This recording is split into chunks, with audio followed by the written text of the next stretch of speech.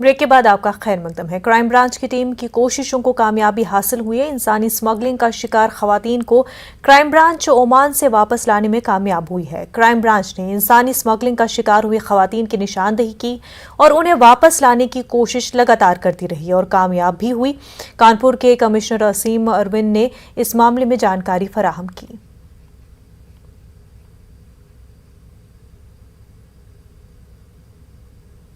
के महीने में कानपुर नगर पुलिस कमिश्नरेट की क्राइम ब्रांच ने एक कार्रवाई शुरू की, जिसमें एंटी ह्यूमन ट्रैफिकिंग यूनिट ने ओमान में फंसी हुई ऐसी 3 महिलाओं को बरामद किया, जिनको इस प्रलोभन पे ले जाया गया था कि उनको बहुत अच्छी नौकरी मिलेगी वहाँ पे, लेकिन उनके साथ धोखाधड़ी हुई।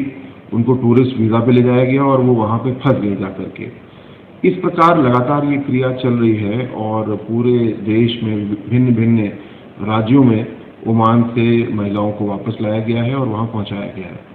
कल स्वतंत्रता दिवस था और बड़ी खुशी की बात है, सौभाग्य की बात है कि स्वतंत्रता दिवस की पहली किरण पर ओमान से आने वाली फ्लाइट जो लगभग सुबह 5 बजे आई, 3 महिलाएं कानपुर और उन्नाव की उतरी और स्वतंत्रता दिवस उनके लिए वाकई स्वतंत्रता दिवस हुआ और वो ऐसे अपराधी जो मानव तस्करी करते हैं उनके चंगुल से मुक्त हुई कई महीनों के बाद और कल अपने परिवार के पास पहुंची हैं। ऐसी और भी महिलाएं ओमान में अभी फंसी हुई हैं, जिनके लिए कानपुर कमिश्नरेट की क्राइम ब्रांच काम कर रही है।